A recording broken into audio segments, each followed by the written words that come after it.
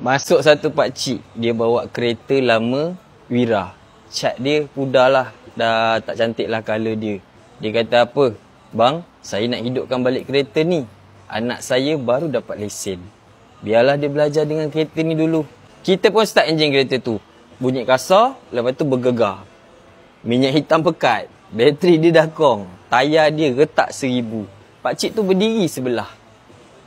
Tengok kereta dia daripada jauh kan. Dia kata, kereta ni banyak jasa. Dulu saya guna pergi kerja, hantar anak ke sekolah. Sayang nak jual. Biarlah budak ni sambung pakai. Kita buat full service, tukar minyak hitam, bateri baru, tayar tukar semua sekali.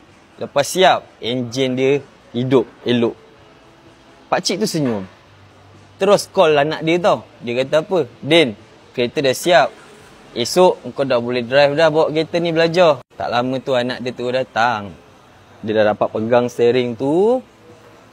Nampak kat pakcik tu kan, mata dia macam bergelinang. Bangga lah. Sebab kereta lama ayah sekarang jadi kereta pertama anak. Kadang-kadang kereta lama ni lebih daripada besi buruk tau. Dia simpan kenangan keluarga.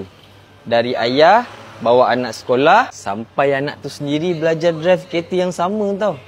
Itulah nilai sebenar, tak semua orang faham.